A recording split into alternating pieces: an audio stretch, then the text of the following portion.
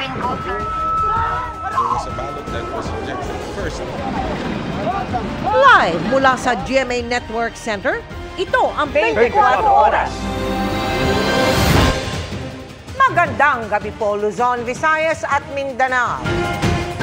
Pumasok na sa loob ng Philippine Area of Responsibility ang binabantayang low pressure area at may posibilidad itong maging kauna-unahang bagyo ng taon. Ang pinagsamang epekto ng LPA at habagat nagpaulan sa malaking bahagi ng bansa, gaya po sa Metro Manila. Sa gitna ng malakas na buhos ng ulan sa Valenzuela, may sumiklab ding sunog sa bodega na puno ng mga tangke ng LPG. Nakatutok live si Jamie Santos. Jamie. Mel Emil Vicky, dahil nga sa malakas na ulan kaninang hapon, ilagdulot siya ng pagbaha sa ilang kalsada sa Metro Manila dahilan sa pagbagal ng usad ng trapiko at perwisyo sa mga motorista at commuters. Dahil sa malakas na ulan, halos nag-zero visibility sa EDSA Balintawak pasado alas 3 ng hapon. Sa gitna ng malakas na buhos, ilang bata ang nakuha ng naglalaro at naliligo sa ulan habang nagtatampisaw sa baha. Sa monumento, gutter deep ang baha at bumigat ang trapiko sa lugar. Binahari ng MacArthur Highway sa Valenzuela kaya may mga sasakyang bumuelta para makaiwas. Meron ding mga motoristang lumusong sa halos tuhod na taas ng baha. Sa Marulas, Valenzuela, halos hindi umuusad ang trapiko. Marami ang ayaw lumusong sa takot na masira ang makina ng kanilang mga sasakyan. Maging isang ambulansya na ipit sa gitna ng baha sa MacArthur Highway sa taas ng baha. May mga rider na sumilong muna sa sidewalk pero mayroong ding lumusong sa halos abot bewang na baha. Pag nagtagal pa ako, baka lalo ko mag-uwis ng buhay. At kaya nag-iisip ka doon. So hindi talaga ako nagdalawang isip. Nilusong niyo na po talaga? Yes. Lakad na lang, basahan eh. Oh. Opo. Paano po yung baha din doon? Lulusungin na lang ulit. Sa gitna ng pag-ulan, patuloy ang pag-apula sa sunog sa warehouse sa Marulas, Valenzuela City na nagsimula dakong 1:54 ng hapon. Itinaas ito agad sa second alarm pagsapit ng 2:09 p.m. At matapos lang ang ilang minuto, itinaas na ito sa ikatlong alarma. Makikitid ang mga daanan at napapalibutan ng mga bahay ang nasusunog na warehouse. Kaya hirap ang mga bumbero na pasukin ang pinakagitna ng sunog. Dahil dito, may mga fire truck na pumesto na rin sa bahagi ng NLEX connector para apulahin ang apoy mula sa mas mataas at mas accessible na posisyon. Sa gitna ng pag-apula, dumagundong ang tatlong pagsabog. Ayon kay Valenzuela City Mayor Wes Gatchalian, puro tangke ng LPG ang laman ng nasunog na bodega. Dahil dito, naghigpit ang mga bombero at pinalayo ang mga residente. Mayroong kasing mga residenteng pinupulot daw ang tangke ng mga sumabog na LPG na lubha raw delikado. Vicky, nang tumila ang ulan, unti-unti namang humupa ang baha dito sa kahabaan ng MacArthur Highway. At sa mga oras na ito, balik normal na ang daloy ng trapiko. At yan ang latest mula rito sa Valenzuela. Balik sa inyo, Vicky. Maraming salamat sa iyo, Jamie Santos. At dahil pa rin sa epekto ng LPA at habagat, pinasok ng rumaragasang baha ang ilang bahay sa Mindanao. May mga hindi rin madaan ang kalsada na kundi lubog sa baha, halos mag-zero visibility naman sa lakas ng ulan. Nakatutok live si Rafi Tima. Rafi? Mel, dito sa Metro Manila, bagamat holiday ngayon, nakakaranas ng pagbagal ng daloy ng trapiko ang ilang lansangan. Tulad dito sa aking kinaroroonan, dito sa may EDSA Northbound mula Ortigas patungo sa direksyon ng Cubao. Ang dahilan, kabi-kabilang baha na bagamat mabilis humupa, ay ramdam pa rin yung epekto hanggang ngayon.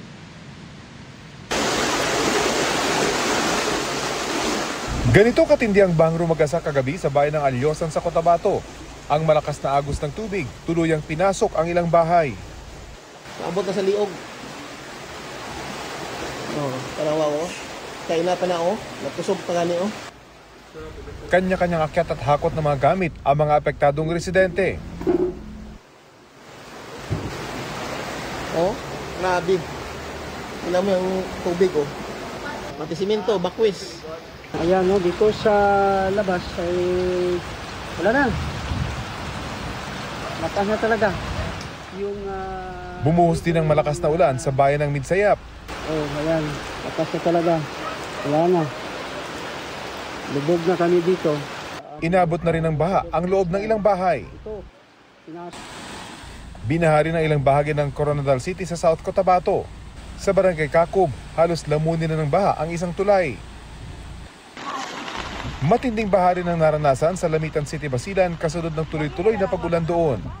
Ang lalaking ito pilit tinawid ang abot bewang na baha. Maging ang ilang bahagi ng Luzon, nakaranas din ng mga pag-ulan kaninang hapon gaya ng Alaminos, Laguna. Bumuhos din ng malakas na ulan sa Metro Manila. Halos mag-zero visibility sa ilang kalsada.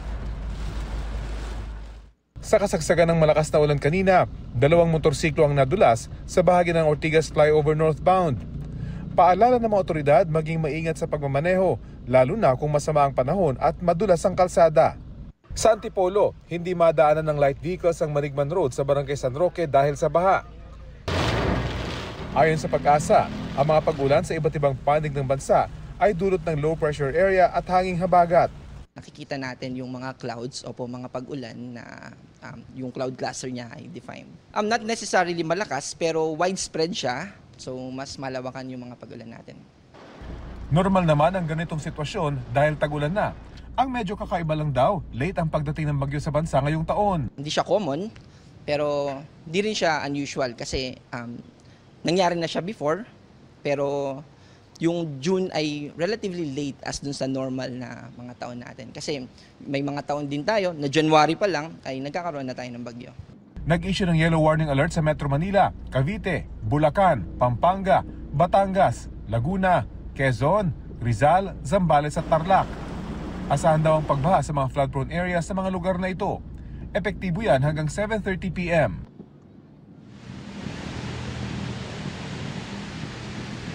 Ngayon at madilim na at patuloy pa rin bumabagsak yung ilan paminsan-minsan ay pinag-iingat pa rin yung mga motorista sa pagmamaneho dahil sa madulas na kalsada. Yan ang latest mula dito sa EDSA. Mel? Maraming salamat sa iyo, Rafi Tima. Nagtangkang pumuslit palabas ng bansa ang 4 na Chinong Pogo bus umano na nag-overstay sa bansa. Matapos mabisto, 3 opisyal ng Bureau of Immigration ang iniimbestigahan dahil sa pagtulong umano sa mga dayuhan. Nakatutok si Salima Refran.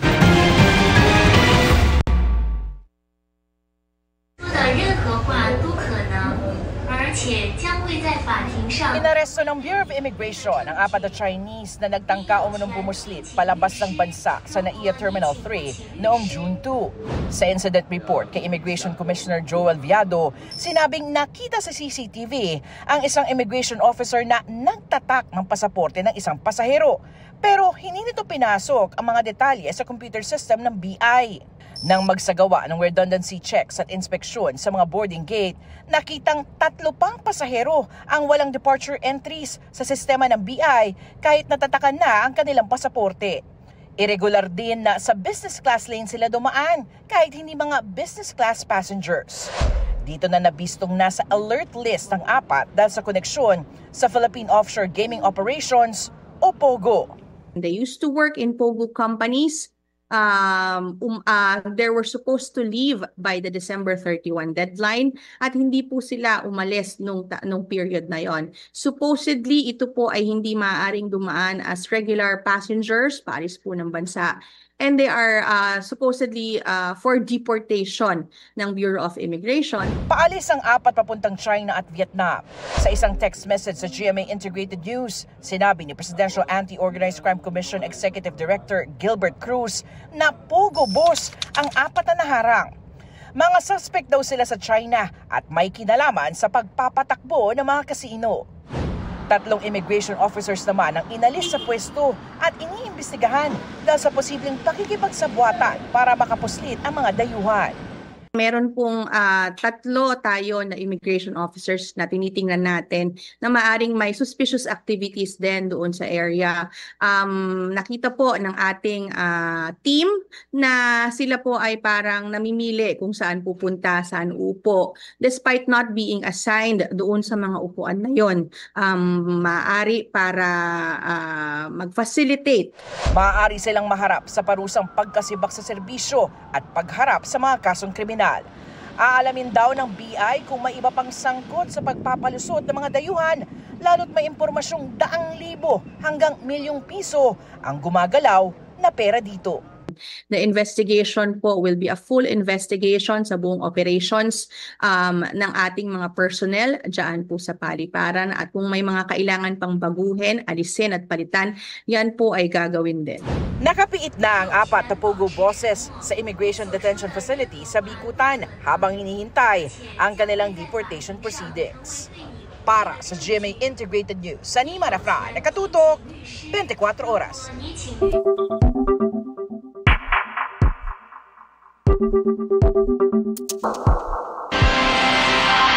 Wala raw nakalagay sa konstitusyon na pwedeng basta na lamang ibasura o di kaya'y i-return to sender ang Articles of Impeachment. Yan ang iginiit ng isa sa mga miyembro ng House Prosecution Panel para po sa impeachment ni Vice President Sara Duterte sa gitna ng pagtutok nila sa presentasyon ng Articles of Impeachment sa Senado sa susunod na linggo. Nakatutok si Tina Panganiban Perez. Wala nang atraso ng House Prosecution Panel sa impeachment proceedings laban kay Vice President Sara Duterte. Ayon kay impeachment prosecutor Isabel Maria Zamora, walang nakalagay sa konstitusyon na pwedeng basta na lang ibasura ng Senado ang Articles of Impeachment, o pwede nilang bawiin ang Articles of Impeachment, o pwede itong ibalik ng Senado sa Kamara. Ayon kay Zamora, malinaw ang konstitusyon. Kapag may Articles of Impeachment, kailangan magsagawa ng paglilitis ang Senado. Returning it to sender or dismissing the impeachment complaint right away are unconstitutional acts.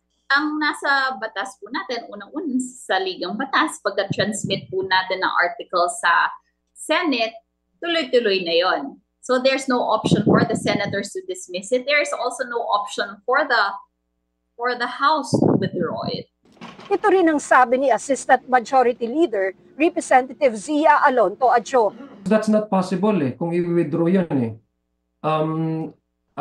natapos na po yan ng House of Representatives. We have voted on the impeachment articles of impeachment. Ano naman yung magiging message yun sa ating taong bayan? No? Na urong-sulong.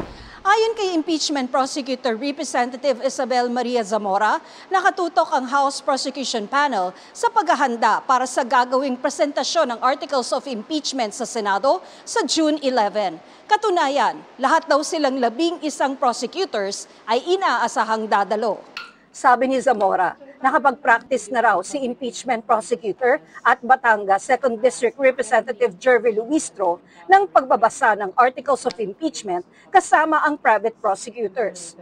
Napag-usapan din anya ng House Prosecution Panel ang draft resolution ni Senator Bato de la Rosa na nagbabasura sa Articles of Impeachment. The mere fact na nag-draft sila ng isang resolution that openly violates the Constitution is shocking for us.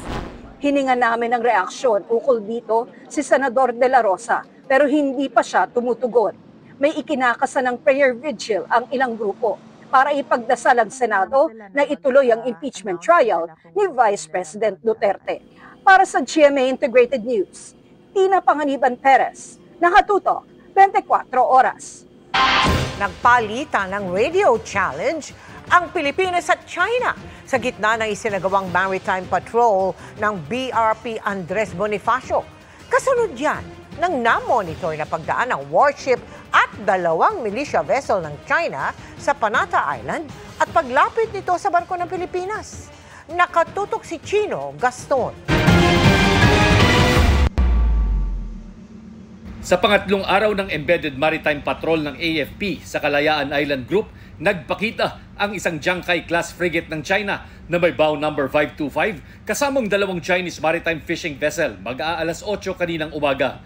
Na-detect ng BRP Andres Bonifacio ang Chinese warship habang dumaraan ito sa may Panata Island.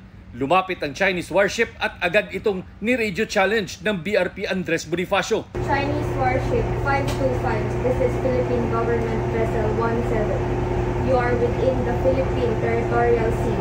You are state party of UNCLOS. You are endangering the relationship of our country. Leave immediately. Over. Hindi raw agad sumagot ang Chinese vessel, pero matapos ang ilang ulit na challenge, sumagot na rin ito. Lumapit daw ng 4.6 nautical miles ang barko ng China pero wala naman itong ibang ginawa kundi mag-counter radio challenge. We conducted the standard radio challenge within the territorial waters of Panata Island. They counter challenge and we counter challenge that Panata Island and KIG is part of the Philippines. Once we issued our radio challenge, they immediately changed their course going to Subi Reef. Hindi na bago para sa mga kapitan ng Philippine Navy ang mga ganitong biglaang pagsulpot ng mga Chinese warships sa West Philippine Sea. Minsan nga, sobrang lumalapit daw ang mga Chinese warship. Sa mga oras na ito, kritikal na masunod daw ang rules of engagement alinsunod sa polisiya ng gobyerno para hindi sumiklab ang karahasan. One action of the tactical units which is kami po is will escalate or de-escalate a certain situation. So kung ano po yung binigay sa amin na ROE, stick po kami doon, and if ano yung general ng government natin, yun po yung sinusunod namin, sir. Although yung pressure na dyan, sir, pero that's why we are trained, sir. We are trained to have a decision na mag-conduct ng thin line para to avoid any action na magiging detrimental naman po sa government natin. Sa kabuuan, naging matagumpay ang Maritime Patrol ng BRP Andres Bonifacio sa kabila ng pagkansela ng nakatakdang aktibidad bukas dahil sa low pressure area. We were able to show the public two things. One is the heroism and sacrifice ng ating mga tropa, kung gaano sila nagtitiis na malayo sa pamilya, pero at the same time nagagampanan pa rin yung misyon ng Sandatahang Lakas ng Pilipinas na protektahan at i-uphold itong sovereignty natin dito sa different areas. Nangako ang AFP na sa mga darating na panahon ay dadagdagan pa at pagagandahin ang mga pasilidad sa mga maritime outposts sa KIG para mapagaan ang buhay ng mga sundalong nadidistino dito. Mula rito sa Kalayaan Island Group, Chino Gaston, nakatutok, 24 oras. Gustong ipabuwag ni Senador Jinggoy Estrada ang implementasyon ng senior high school na anyay dagdag gastos at pasakit lang sa mga magulang at guro. Ang sagot ng DepEd sa pagtutok ni Mark Salazar. Mahigit isang dekada na ang implementasyon ng K-12 pero tanong hanggang ngayon kung naging epektibo ito. Hindi, sabi ni Senador Jinggoy Estrada, kaya may panukala siyang buwagin na ang senior high school at ibalik na lang ang dating K-10. Dagdag gastos lang din daw ito sa magulang at dagdag pasakit sa mga overworked teachers. Sang-ayon si Joy bilang magulang na pagkatapos ng grade 10, diretso college na. Para sa akin talaga parang gusto ko college na eh. Kasi yung 2 taon parang sayang din eh. Tapos yung gastos pa, pamasahe, baon, tapos yung mga binibili pong kailangan sa project na dapat nasa college na, nahirap po para sa amin din po. Na lalo na asawa ko lang yung nagtatrabaho. Pero ang mga anak ni Joy na nasa senior high, hindi sang-ayon sa kanya at kay Senador Estrada. Parang mas pressure po. Sa ngayon po kasi yung K-12 po, ayun po yung parang advanced study ng para sa college po ng mga estudyante po ngayon. Parang doon po tinitrain kami sa darating na college at para rin po decide kung ano po ba talaga yung course na gusto mo. Ayon sa Rural Education Advocate na si Professor Arlene Marasigan, sablay man ng K-12, hindi ito kasalanan ng programa, kundi kasalanan ng implementasyon. Whether we are ready or not during the time of President Aquino, we push for it. Because that's the demand and the need for global competitiveness. Nung inaproban ang senior high school, kulang na kulang po tayo sa resources. It's not the issue of walang pinagbago, but it's the issue of lack of preparedness. Ang tama at maayos na K-12 ay sapat daw dapat na diploma para makakuha ng disenteng trabaho ang mga estudyanteng walang pang-college. Hindi rin daw dapat katwiran na dagdag gastos lang ang senior high, kaya wag na lang. Kung ang gobyerno ay nakakaya nila magbigay ng akap at tupad financial assistance, the more that they should refocus the fund to these senior high school marginalized students. Aminado naman ng Department of Education na sablay ang 12 taong implementasyon ng K-12. Dahil dyan, ayon kay Secretary Angara, sa pagbubukas ng klase sa June 16, may pilot implementation ang DepEd sa 800 eskwelahan ng bagong senior high school curriculum. Ang mga ganitong evaluation at recalibration ng K-12 ang matagal na raw hinihingi ng mga education stakeholders. Wala po tayong short-term and mid-term evaluation and pumasok na po tayo sa 10-year or 1 decade evaluation, and that is the year 1 and year 2 of EDCOM report. Kaya po nahirapan pong mag-recalibrate ang ating mga government agencies. Tungkol naman sa panukala ni Senador Estrada na buwagin ng senior high school, ipapaubaya na raw iyan ng DepEd sa Kongreso. Para sa GMA Integrated News, Mark Salazar, nakatutok 24 oras. Happy Friday, chikahan mga kapuso! The ship is sailing! Ngayong mas lumalalim ang pakikitungo sa isa't isa ni mga batang Rila stars Jillian Ward at Rahil Birria on and off cam. Looking forward nga daw sila palagi na magkasabay ang schedule sa taping. Makichika kay Lars Santiago. Sa napapanood na kwento ng mga batang Riles, mas lumala ang sakit sa dugo ni Lady na ginagampanan ni Jillian Ward.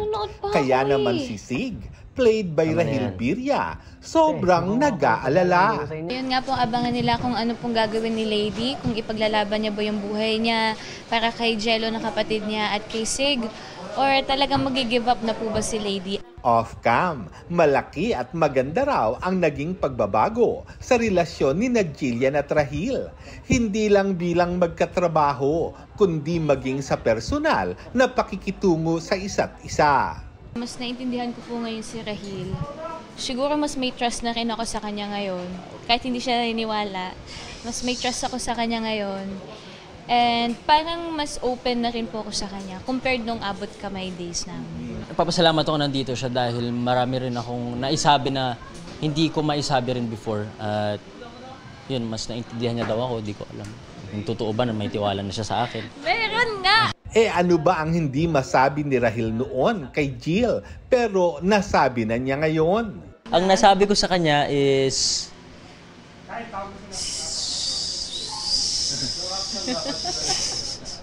Bahala ka dyan.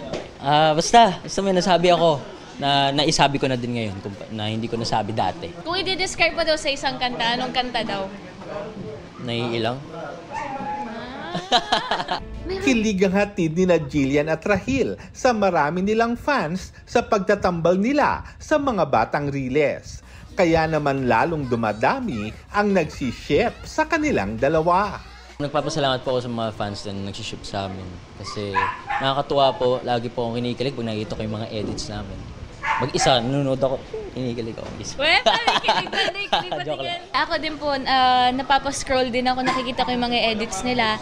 At saka actually, chinecheck ko yung mga repost niya. So nakikita ko lahat ng mga edits na napapanood mo din, na ganun ka mag-react.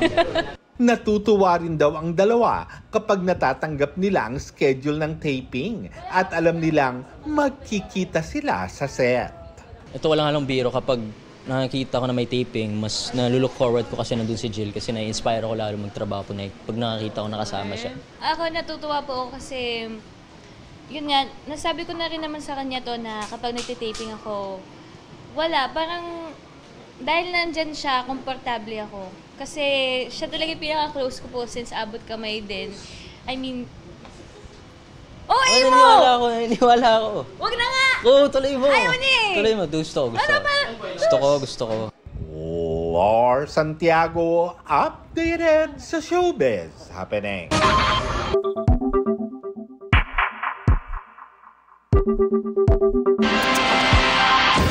Nanawagan na rin sa Senado ang iba pang pamantasan na ituloy ang impeachment trial ni Vice President Sara Duterte. Wala raw basihan sa batas at konstitusyon para hindi ito agad aksyonan.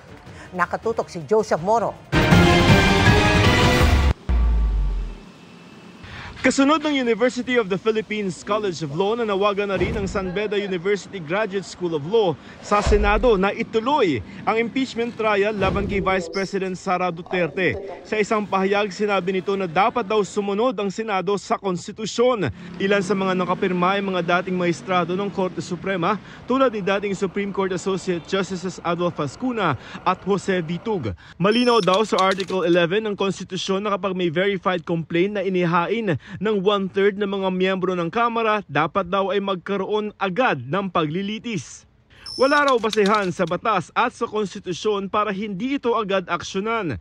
Ang delay tila nagpapakita raw na ang mga nakamandatong proseso ay pwedeng baliwalain para sa mga pansariling motibo. Ang paglilitis daw ay sukatan ng pagpapanagot sa mga opisyal ng gobyerno. Nababahala rin at dismayado ang mga propesor ng Political Science and Development Studies ng De La Salle University sa pagkakaantala ng pagbuo ng Senado bilang impeachment court para dinggin ang kaso laban kay Duterte. Ang kawalang pagkilos daw na ito ay hindi lamang nagpapahina ng tiwala ng publiko sa mga demokratikong institusyon, kundi paglapastangan rin sa mga prosesong nasa konstitusyon para panagutin ang mga opisyal ng pamahalaan. Hinihimok din nila ang mga papasok na senador ng 20th Congress na ipagpatuloy ang impeachment trial na may kaseryosohan at katapatan sa kanilang sinumpaang tungkulin. Kung hindi raw ay maituturing itong sadyang pagtalikod sa pananagutan na nakalagay sa konstitusyon at pagtataksil sa demokratikong pamamahala. Ang mga panawagang ito ay sa harap ng resolusyon ni Senador Ronald Bato de la Rosa na nananawagang ibasura na ang impeachment dahil sa kawalan na ng oras ng Senado. Kahapon nanawagan na rin ang mga propesor ng UP College of Law sa Senado na ituloy ang impeachment. Ayon kay UP Law Associate Professor Paulo Tamase na isa sa mga pumirma sa pahayag ng UP, labag sa konstitusyon at wala raw legal na basehan ang resolusyon ni De La Rosa. Walang basehan yung teorya na kailangan mag-dismiss ng impeachment complaint or ng impeachment case ang Senado na hindi man lang niya nasisimulan yung proseso. Sa saligang batas, ang kapangyarihan ng Senado ay try and decide, maglitis at magdesisyon. Wala doon yung mag-dismiss ng kaso na hindi man lang nakakakita ng isang peraso ng ebidensya o isang testigo man lang. Ang trabaho daw ng Senado bilang impeachment court ay hindi katulad ng mga ibang trabaho nito tulad ng paggawa ng batas na tumitigil kapag may bago ng Kongreso. At hindi rin daw tama na iasa sa Korte Suprema na magdesisyon kung tama o mali ang resolusyon kung sakaling may komestyon ito sa kataas-taasang hukuman. Sa saligang batas, yung impeachment nakaatas principally sa Senado. Kung mature tayo na demokrasya, then dapat yung Senado mismo ang magdesisyon at maging accountable sa desisyon na ito. Para sa GMA Integrated News, Joseph Morong, nakatutok 24 oras. Mga iligal na nakaparada at nagpapavulcanize sa bangketa ang inabutan ng MMDA sa muling pagsuyod sa ilang kalsada sa Metro Manila. Pati ang fire hydrant na malaking tulong lalo kapag may emergency naharangan. Nakatutok si Oscar Oida. Pagdaan namin kanina ng Chino Roses Extension sa boundary ng Taguig at Makati, kabilaan na naman ang paradahan ng mga pampaserong jeep sa gilid ng kalsada. Pati mga bangketa, yung iba, tambakan na ng mga gamit. Ang fire hydrant na ito, naharangan ng bakal. Muling nag-operate ang MMDA Special Operations Group doon kanina at marami na naman ang natikitan. Tulad ng motoristang ito na nagpapavulcanize sa gilid ng kalsada. Yes sir, kasi no choice na ako eh. Kailangan mo palit ng gulong eh. Ano na eh. Paano yan? Natikitan pa rin? Wala na magagawa. Wala naman po may gusto na magkaroon po ng aberya sa kalsada, but then again, nasa tapat lang po ang gas station. So it's a matter of choice po yan eh. Hindi naman po always na wala po tayong choice. Maraming beses nang nag-operate ang MMDA roon, pero hanggat hindi raw natitigil ang paglabag, hindi rin daw sila magsasawang manghuli. Ilang dekada, ilang taon na natin nakasanayan nito eh. It will take time to grow on them. So I don't think it's frustrating, pero ang kailangan natin isipin na lang po dito, no, kung ano po yung pwede natin gawin ngayon para magkaroon po ng pagbabago sa ating mga lansangan.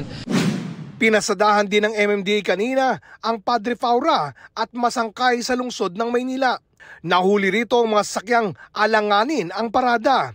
Sa masangkay, may pa-parking ordinance o pwedeng magparada ng may bayad. Pero hindi lang po basta may ordinansa, okay na po, pwede na natin iparada o iwan ng sasakyan natin kahit sa pedestrian crossing, sa kanto po ng kalsada, or worse, no? Meron na nga pong parking slot, ang gagawin po natin, ipaparada natin kalahati ng kotse sa kalsada, yung kalahati nasa bangketa. Sabi ni Go, dumating sana ang panahon na susunod na ang lahat, hindi lang dahil sa takot mahuli.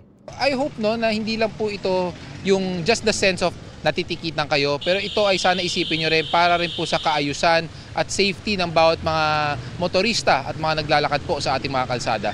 Para sa GMA Integrated News, Oscar Oida, nakatutok, 24 oras.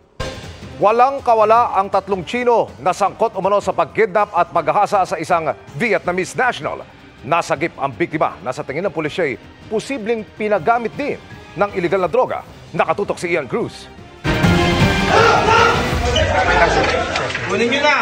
Pag wala na, ipasagad! Ito aktual na rescue operation ng Makati City Police sa 33 anyos na Vietnamese sa isang condo unit sa barangay San Lorenzo, Makati kaninang madaling araw.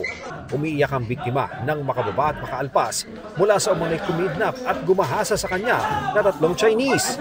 Agad namang kumilos ang SWAT team papanik sa mga silid at agad nasa kote si alias Leng.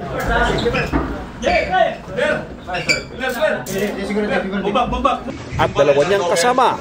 Ayon sa mga otoridad, nitong June 2, dinukot umano ng mga suspect ang biktima sa common area sa kondo ng kanyang kaibigan sa barangay Bel Air. Dinala raw ang babae sa kondo ng mga suspect sa barangay San Lorenzo kung saan umano siya ginahasa. Ayon sa hepe ng Makati Police, malaki ang posibilidad na pinagdroga pa ng mga suspect ang biktima, lalo't may mga sensitibong video sila na na-recover. Sa sumbong ng Vietnamese sa mga pulis, dinala pa raw siya ng 3 suspect sa Tagaytay City. Doon ulit, may nakaabang na 2 Chinese nationals at ginahasa po ulit. So, bali 5 ang nanggahasa sa kanya. Madaling araw kahapon nang makabalik na sila sa kondo ng 3 suspect sa Makati. Kinontak daw ng mga ito ang asawa ng biktima at nagdemand ng 500 million Vietnamese dong o 1 milyong piso. Alarming siya dahil kung hindi ma-provide ang ransom money na 1 million, nagsabi din siya na puputulan po ng daliri. Ang mister ng Vietnamese, kinontak naman ang kaibigan ng kanyang misis kaya naisuplong sa mga pulis ang pagkidnap. Nakapag-message din sa kaibigan ng biktima kung saan siya naroroon. Kaya naisakatuparan ng rescue operation sa tulong ng gwardya at property management. Nung kinakatok po sa unit, may narinig na po sila na pagsigaw nung babae, yung victim po. And talagang nagkasa. Bago na rescue ang babaeng Vietnamese, may isang babae umano na Pilipinang lumabas sa unit ng mga suspect. Inimbita siya nung isang Chinese, so nandun siya. Pero nung makita na niya na yung treatment dun sa Vietnamese victim, hinold na rin siya. Na-recover sa mga suspect ang 2 baril na naka-silencer, mga bala, osas, plaka ng sasakyan, mga cellphone na ang iba binasag pa umano ng mga suspect, mga peking US dollar bills at tinatayang 20 gramo ng hinihinalang shabu. May mga government ID rin at may mga nakuha pang sex toys. Isa pa sa mga pulisang nasugatan nang masapak daw ng isang suspect ng pwersahan ng buksan ang condo unit. Itinanggi ito ng Chino. You punched the police? Me? Yeah? No. Why? Tumanggi rin ng tila tumatayong leader na si Leng sa lahat ng mga paratang. No, Kanami. The girl, her baker. Ayon sa pulisya, dati nang nakulong si Leng at naharap na rin umano sa kaso ng kidnapping at carnapping. Nakulong na to for more than 4 years. At normally nga, ang tinatarget nila yung very vulnerable, yung mga foreigners. Ang kinikidnap nila yung pwede nilang ibugaw sa ibang mga kasama nila. Ipaghaharap ang 3 suspect ng patong-patong na reklamo habang patuloy na pinaghahanap ang 2 pa nilang kasama. Para sa GMA Integrated News, Ian Cruz, nakatutok, 24 oras. Timbog ang 31 sangkot umano sa romance scam. Kabilang ang 2 Taiwanese sa Lapu-Lapu City sa Cebu. Ang mga suspect, gumagamit umano ng dating app at pekeng e-commerce platform sa panloloko nila. Nakatutok si Si Luan May Rondina ng GMA Regional TV.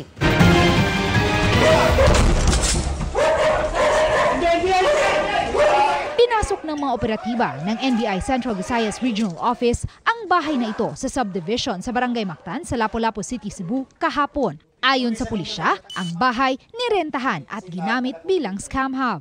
3 buwan itong minanmanan ng mga otoridad bago isinagawa ang operasyon kahapon sa bisa ng 3 warrants to seize, search, and examine computers. 31 ang inaresto kabilang ang 2 Taiwanese.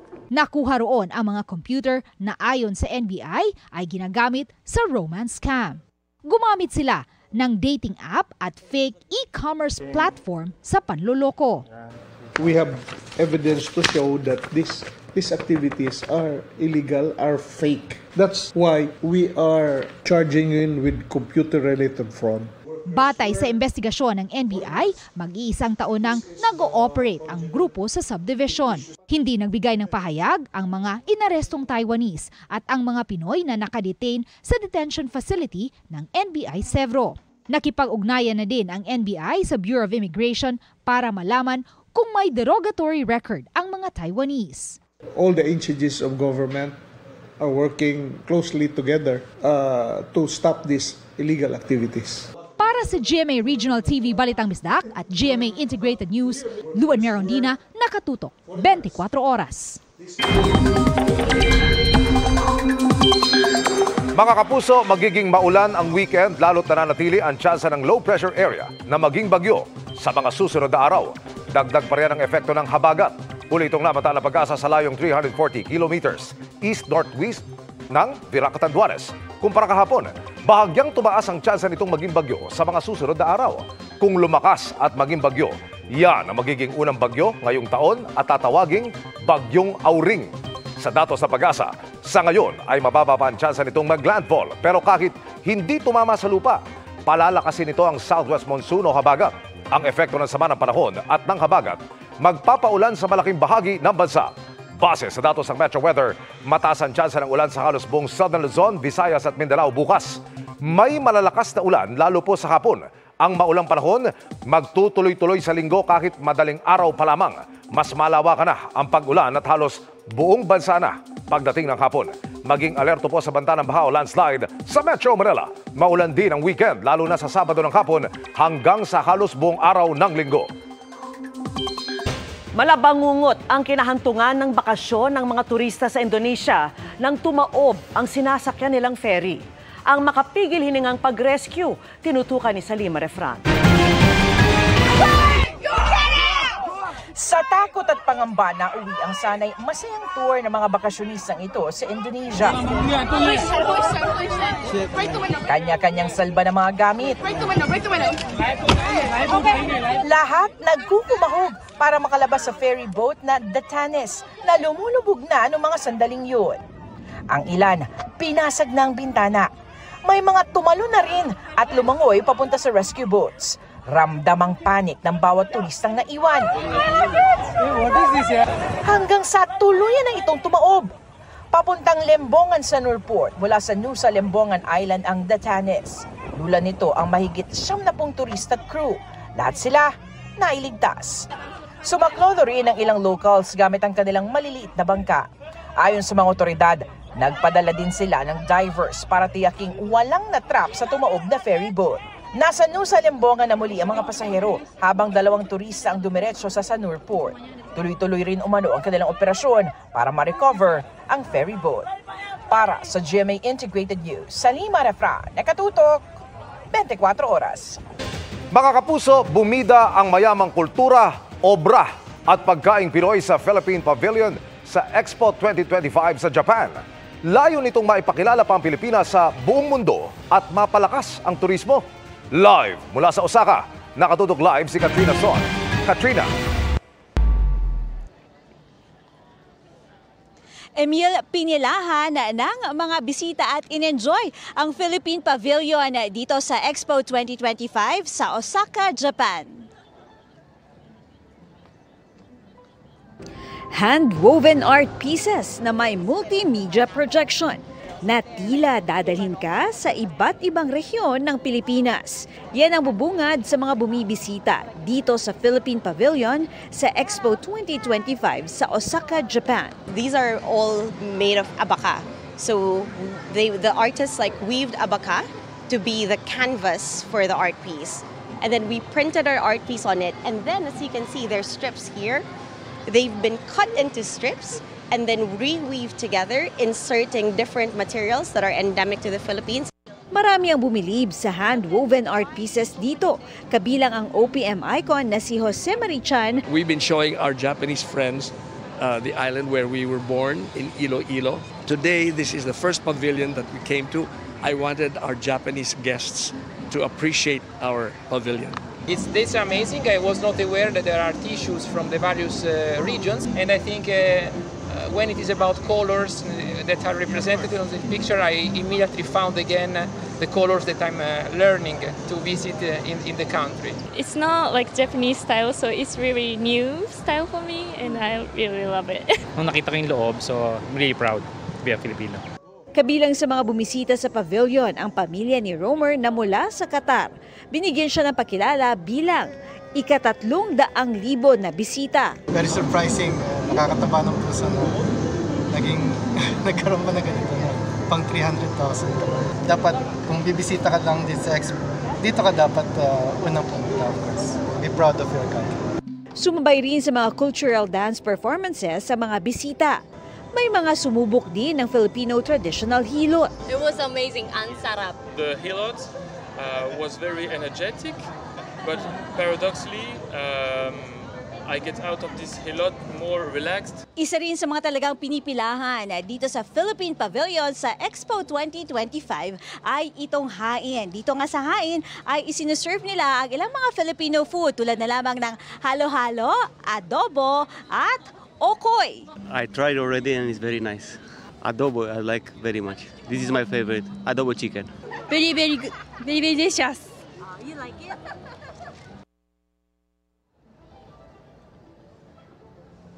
Emil, bukas naman ay magkakaroon ng cultural performances dito nga iyan sa Philippine Pavilion para sa Philippine National Day. Samantala, Emil, media partner naman ng Pilipinas para sa Expo 2025 ang GMA Network. At yan muna ang latest mula rito sa Osaka, Japan. Emil? Maraming salamat, Katrina Son. Kasunod ng show cause order ng COMELEC, dumepensa ang Duterte Youth Party List na political name ang ginamit ng first nominee nilang si Drixie May Cardema para madaling maalala ng publiko. Pero giit ng COMELEC, dapat pa ring ideklara ang tunay na pangalan ng isang kandidato sa Certificate of Candidacy, Nomination at Acceptance of Nomination. Nakatutok si Sandra Aguinaldo.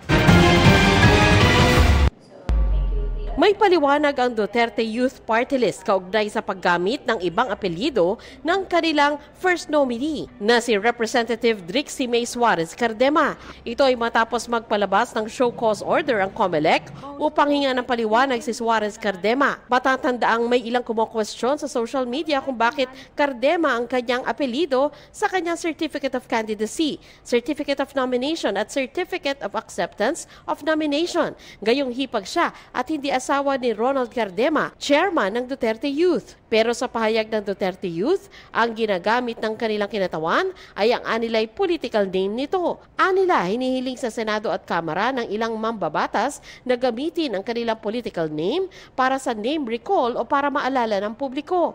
Ikinatwiran pa ng Duterte Youth na gumagamit din umano ng ibang pangalan o kaya'y apelido ang ibang mambabatas. Kung national concern daw ang issue, dapat ay magpadala ng show cause order ang COMELEC, hindi lang sa kanila kundi sa lahat ng mambabatas na gumagamit ng political name. Ang Duterte Youth ay nag-number 2 sa nakarang eleksyon at nakakuha ng 3 seats sa Kongreso. Sagot ng COMELEC, bagamat gumagamit ng ibang pangalan o kaya ay nickname ang ilang politiko, dapat pa rin nilang ideklara ang tunay nilang pangalan sa Certificate of Candidacy, Certificate of Nomination at Certificate of Acceptance of Nomination. Pwede ka magkaroon ng stage name, pero syempre sa mga opisyal na dokumento, kahit pa nga ikaw mag-a-apply ng passport, kinakailangan mabibigay mo pag nag-fill up ka ng form yung tunay na pangalan pangalan mo. Sa Certificate of Acceptance of Nomination ni Suarez, nakasulat na last name niya ang Cardema at middle name ang Suarez. Wala namang tanong sa COC kaugnay sa palayaw na nais gamitin ng isang nais kumandidato. Ang magiging katanungan dyan, kung ang isang tao ba ay nagbago ng kanyang pangalan sa kanyang Certificate of Candidacy, yung ba ay pwede? Yung ba ipapayagan sa COC o ano ba talaga ang nakalagay na mandato na dapat nakalagay doon sa Certificate of Candidacy. Ganun pa man ayon sa COMELEC, pakikinggan muna nila ang paliwanag ni Representative Cardema at pag-aaralan ang isinasaad ng batas tungkol sa pag-file ng COC at CONCAN. Kaugnay naman sa bagong henerasyon party list, formal na itong naiproklama kanina. Ayon sa COMELEC, hindi na nagkaroon ng seremonya kaugnay nito. Ang BH ay nakakuha ng isang seat para sa kanilang kinatawan. Para sa GMA Integrated News, Sandra Aguinaldo, nakatutok, 24 oras. Umaapela ng tulong sa gobyerno ang mga kaanak ng 3 Pilipinong marino na nakakulong ngayon sa Algeria. Hinatulan sila ng 15 taong pagkakakulong dahil po sa iligal na droga. Nakatutok si Jonathan Andal. Maawa po kayo, Presidente Marcos. Sana po, tulungan niyo po kami. Please po, Presidente Bongbong Marcos. Ayoko pong lumaki yung mga anak ko na wala sa tabi yung tatay nila. Yan ang panawagan ng mga misis ng 3 Pilipinong marino na nakakulong ngayon sa Algeria dahil sa kaso ng droga. Hiling ni na Joy, Marie at Rose, di nila tunay ng mga pangalan. Sana mismo ang Pangulo na ang kumausap sa gobyerno ng Algeria para makalaya ng mga mister nila. 4 na buwan na lang daw kasi sa darating na Oktubre, magdidesisyon na ng pinalang Korte Suprema ng Algeria. Kung pwede may government to government na process or arrangement kung ano ba yung diplomatic process na pwedeng gawin. July 2023 nang maaresto ang 8 Pilipinong tripulante ng MV Harris matapos makita ang 35.8 kilo ng cocaine sa deck ng barko nila habang nakadaong sa isang port sa Algeria. Hinatulan silang lahat na makulong pero inapila ang kanilang kaso sa Court of Appeals ng Algeria kung saan 5 ang pinawalang sala pero 3 ang naiwan sa kulungan. Isang chief officer, isang bosun at isang ordinary seaman. Ang kanilang sentensya, 15 taon sa kulungan. 53 years old na po siya at nung nalaman niya po na hatulan po sila ng 15 years, lalo po siyang nalungkot. Pag-uwi niya, matanda na at mayroon siyang iniindang sakit. Sa asawa ko naman po, he is just nag-uumpisa pa lang po siya sa kanyang career. Napakabata pa po. Sabi ni Migrants Workers Secretary Hans Kakdak, pinag-iisipan na niyang siya na mismo ang personal na umapela sa gobyerno ng Algeria pero hindi raw ito basta-basta. Ang utos ni Presidente tulungan yung mga pamilya. Kini-consider ko na rin na baka pwede rin ako ang magsagawa nung pag-apela. Pero ito ay iniestima pa natin, tayo nakikipag-ugnayan pa sa Department of Foreign Affairs. Pero sabi ng DFA, bagamat tinitingnan nila ang lahat ng pwede nilang magawa, kailangan pa rin igalang ang judicial process ng Algeria. Pag gumawa raw kasi ang Pilipinas ng ibang aksyon gaya ng back-channeling, baka raw isipin na pinakikialaman at kini-question nito ang sistema ng hustisya ng Algeria. Sa ngayon, sabi ng DFA, dahil gumugulong pa naman ang kaso at wala pang desisyon dito, hayaan muna ang mga abogado ng 3 Pinoy na ipagtanggol sila sa korte, gaya ng ginawa ng mga ito sa 5 pang Pilipino na napalaya sa parehong kaso. Pero paano kung hindi pumabor sa 3 Pilipino ang desisyon ng Korte Suprema ng Algeria?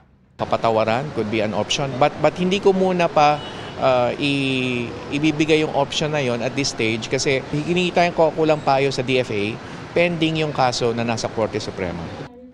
Tiniyak ni Kakdak na handa ulit silang samahan papuntang Algeria ang mga misis para mabisita ang mga mister nila sa piitan. Para sa GMA Integrated News, Jonathan Andal, nakatutok, 24 oras. Bahagyang dumami ang mga walang trabaho sa bansa noong Abril kumpara noong Marso ayon sa Philippine Statistics Authority. Sa datos ng PSA, umakyat ito sa mahigit 2 milyon o 4.1% nitong Abril mula sa 3.9% noong Marso. Mas mataas din ang unemployment rate noong Abril kumpara sa parehong buwan noong nakaraang taon. Ang underemployed umakyat sa 14.6% noong Abril kumpara sa 13.4% ng sinundang buwan. Ito yung nagpahayag ng kagustuhan na madagdagan ng oras sa trabaho o kaya ay magkaroon ng dagdag na trabaho. Ayon sa Department of Economy, Planning and Development, patuloy na gagawin ng gobyerno ang iba't ibang hakbang para madagdagan ang trabaho at tumaas ang tsansa na makahanap ang job seekers ng hanap buhay.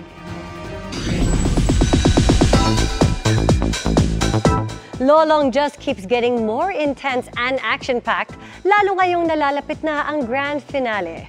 Pero bago yan, may aabangan munang dambuhan ang pagbabalik. Makichika kay Aubrey Carampel.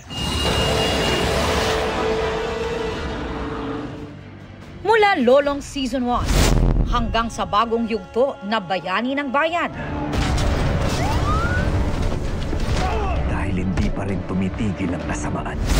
At ngayon, sa Pangil ng Maynila, iba't ibang pagsubok na ang hinarap ni Lolong na ginagampanan ni Kapuso Prime Action Hero Ruru Madrid. Gaya raw ng karakter na si Lolong, pinagtibay din si Ruru ng mga pinagdaanan sa paggawa ng Kapuso Action Series. Itong Lolong yung nagpabago talaga sa buhay ko. Yung hindi lang sa pagiging artista, kundi sa pagiging tao. Yung sa kabila ng lahat ng mga binabato sa iyo ng mundo, na bigla ka magkakaroon ng injury, bigla magkakaroon ng pandemic, biglang magkakaroon ng kung ano mga aksidente. Parang yun yung nagsisilbing parang lakas sa akin na parang lalong pagbutihin yung ginagawa ko. Katuwang ni Ruru ang buong produksyon, pati ang kanyang co-stars para siguraduhing worth it ang mga susunod na episodes, papunta sa nalalapit nilang finale. Blessed and thankful nga raw sina Martin Del Rosario at Shaira Diaz na maging bahagi ng Lolong dahil marami rin daw silang babauning aral at good memories bilang sina Elsie at Ivan. We're lucky talaga na may experience yun. Parang dito sa Lolong sinubok kami, nakita natin yung kung hanggang saan tayo lahat. May mga na-unlock tayo na akala natin hindi natin kayang gawin. Pero dito nakita natin yung range. Kung hanggang saan pa pala yung range namin na, wow, thank you Lolo. Nailabas mo talaga. No? Makikita mo kasi na bawat cast, bawat yung director, creatives, alam mo yung binibigay yung 100% para sa ikagaganda ng show. Mamaya sa weekender ng Lolong, intense ang mga aabangang eksena. Bilisan mo! Dahil ang mga kalaban, aabot na sa sukdulan ang kasamaan. Masalimuot na naman ang pagdadaanan ni Elsie sa kamay ni Ivan at Donna. At malalagay sa peligro ang mga bata. Yung kambal, malalagay sa peligro. Yung nasa sinapupunan. Si Lolong at ang aking kaibigan. At syempre, magbabalik ang dambuhalang kasangga ni Lolong na si Dakila. Dakila! Kung kailan at saan, yun daw ang dapat ding abangan. Very nostalgic kasi para bumabalik din yung season 1. May mga eksena kaming ginawa na parang kung paano namin siya shoot nung season 1. Na kaming dalawa lang ni Elsie. And then ngayon nadagdagan na kami. So abangan po natin yung mga ganong klaseng moments. At syempre, naghahanda na rin daw sila para sa kanilang grand finale. Meron kaming napag-agrihan na isang eksena na parang never ko pa napapanood yun sa tanan ng buhay ko. Diba? Parang very, very exciting. Yung Lolong, siguro magtatapos man siya sa pag-ere sa telebisyon, pero habang buhay siyang nasa puso nating lahat. So, hindi ko masasabi na ito na yung huli. Maraming mga possibilities. Aubrey Carampel, updated sa showbiz happening. At yan ang mga balita ngayong Biyernes. Ako po si Mel Tiangco. Ako naman po si Vicky Morales para sa mas malaking misyon. Para sa mas malawak na paglilingkod sa bayan, ako po si Emil Sumangil. Mula sa GMA Integrated News, ang News Authority ng Pilipino. Nakatuto kami 24 oras.